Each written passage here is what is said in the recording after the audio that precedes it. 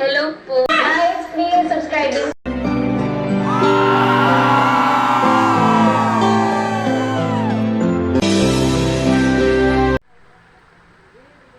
So, ayan po. Welcome po sa aking YouTube channel, Randy Channel. Paki-subscribe, like and share and comment dito sa aking video upload, okay?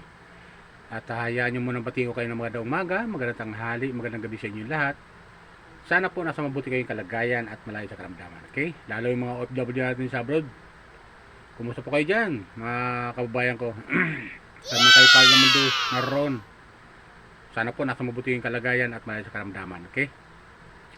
So itong upload ko ay patungkol ulit ito kay Bunso Midit. Yung Hello po. napanood ko kasi yung video upload ni Bunso Midit at ni Aldin Iscano, yung unang naka-discovered kay Midit bago ma-discovered ni J. Brad, diba? So doon, nagpapatunay lamang, tama yung sabi sa comment kapwa ko viewers, na hindi lang pala si Gibran naka-discovered sa kanya.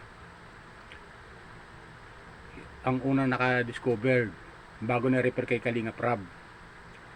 Ito pala si Aldin Iscano, ang unang nag-vlog kay Midit, bago si Kalinga Prab. Guys, please subscribe. Pero, ang sabi natin, hindi nag-click yun. Hindi nag-click dahil nga, ito si Aldrin Iscano ay konti pa lang yung kanyang subscriber. Unlike kay Kalinga Prab, na milyon ang views na. Noong that time. Mahigit 2 million na ang views ni Kalinga Prab that time na ma-discovered niya si Midit, diba? Kaya di may alis natin na to si Midit ay sumikat, nakilala natin kay Kalinga Prab. Yan ang totoo doon, diba? Kapo viewers. So mali yung akusasyon ng mga reactor na galit kay Midit na si Gibrad ang unang nakadiscovered kay Midit. What? So mali, di ba? May nauna pala nakadiscovered kay Midit. Itong ang si Aldin Iscano. So doon pinapakita, nagpapasalamat tong si Midit kay Aldin na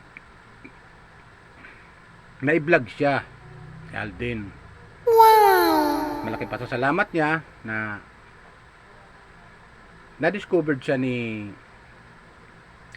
Aldin Iscano. Tama yung sabi sa comment na sabi nga, alam mo kuya, hindi naman si Gibran nakaunang naka-discovered kay Midit eh.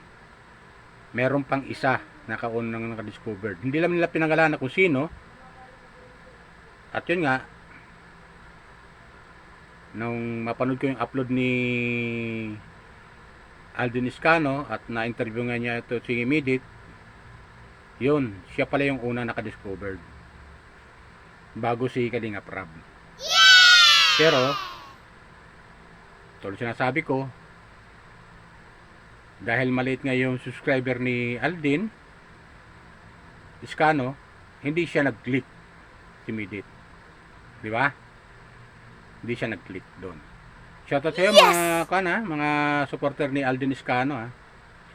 Shoutout pala sa supporter ni Midit sa Davao. Hindi ko lang matanda pangalan nyo, pero kayo po tinutukoy ko kung makapanood itong video upload ko. Shoutout sa iyo po sa iyo. Salamat.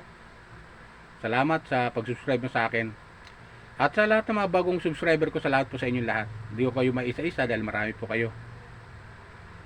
So yun, tuloy tayo. Hindi natin maiaalis na si Midit ay nakilala natin kay Kalinga Prab. Wow! Hindi natin maialis yun. Hindi pwedeng alisin yun eh, kapag viewers eh, di ba? Pero sa nangyayari ngayon kay Midit na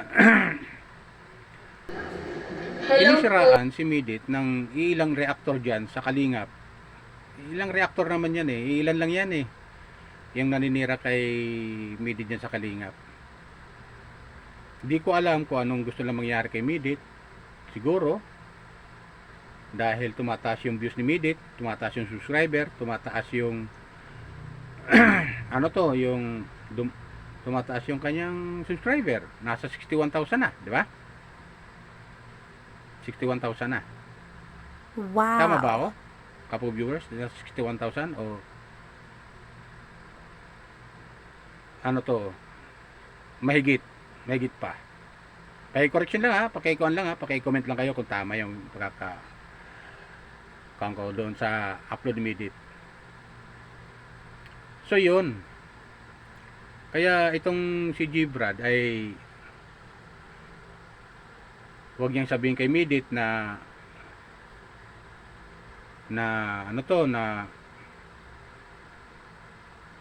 hindi siya pinapansin. Ang totoo niyan papasalamat pala si Midit sa kanya At salamat din kay Alden Iscano na nakausap niya rin si Midit para patunayan na hindi lang si Gbrad nag-discover sa kanya,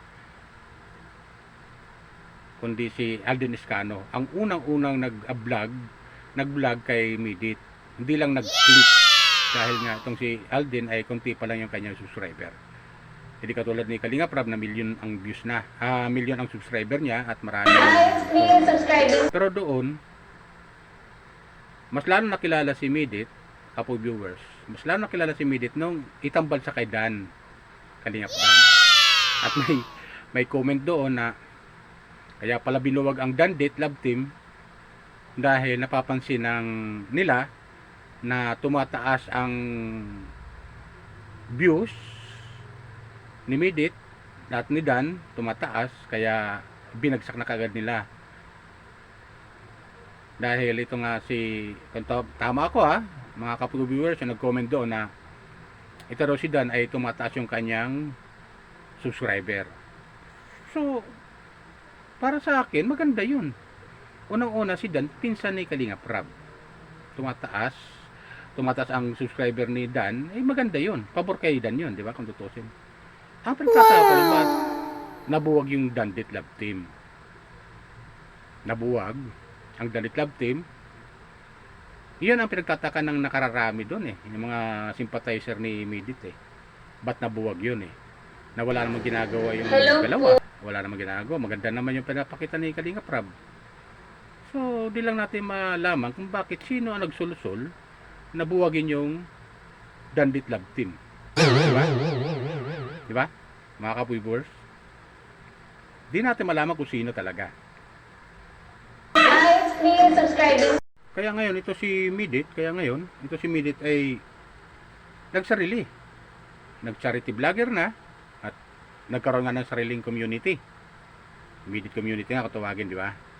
At yung mga nanonood at naniniwala sa Dandit Love Team that time ay hindi bumitaw kay Midit. Hanggang ngayon sinusuportahan si Midit. At hanggang ngayon, kung ano-ano mga paninira ginagawa kay Midit, nang iilan dyan na reactor ng Kalingap. Kawawa naman. Yeah, di ba? Diyan na natin pangangalanan kung sino mga reactor na to naninira kay Midit dyan sa Kalingap. Pero, doon sila nagkamali dahil nung magkaroon si Midit ng Jamdit Love Team at ito nga si James, naging kapartner niya, siya magkakamali na ito, sinisiraan pa rin si Midit ng iilan dyan na reactor na hindi natin malaman kung inggit sila kay Midit, na imbis na sa si Midit dahil tumataas ang views at dumadami ang subscriber, dapat suportahan nila yon. Katulad natin mga kapo-viewers, sumusuporta tayo kay Midit at nagpapasalamat tayo na adya si Midit kayang magtayo ng sariling community at handang suportahan ng mga viewers, subscriber, di ba? Di ba ganun yung kapwa ko viewers? So di ko lang alam kung ano bang kinaiinisan nila kay Midit. Wala naman nagawa si Midit sa kanila. Di ba? Nagpaalam naman ng maayos si Midit. At alam ni Kalinga Prab yun. At kung di ako nagkakamali, tatandaan ko ha.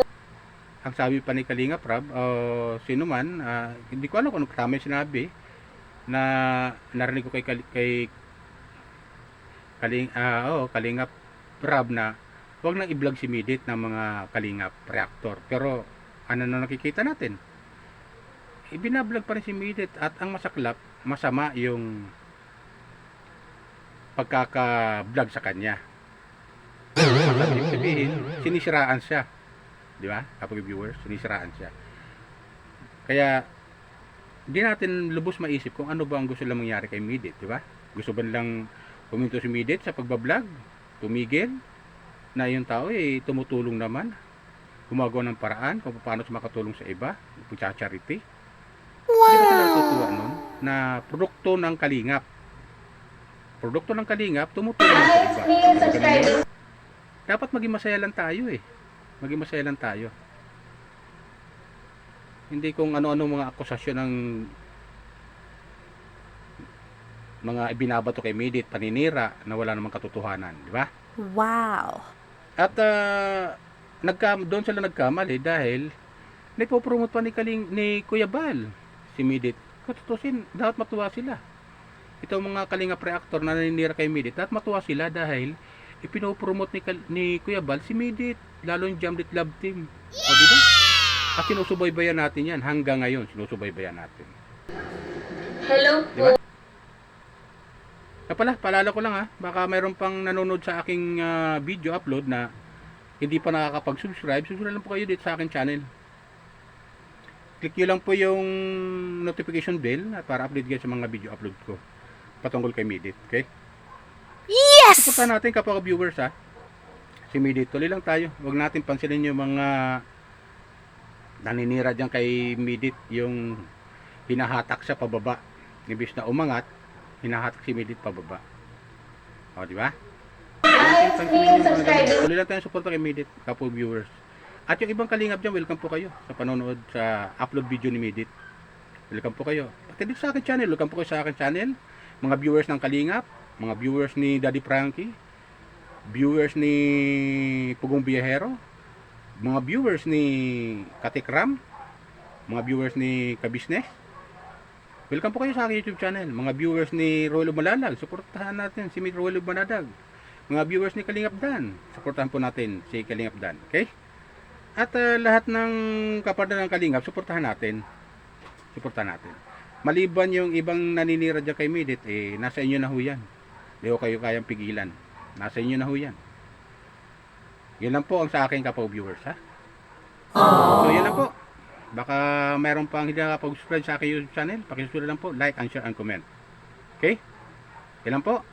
Love lang tayo mga kapag viewers, sabi ni Midit. Okay? Yan lang po. Bye. Ingat po lagi. Pagpalain po tayo ng pong may kapal.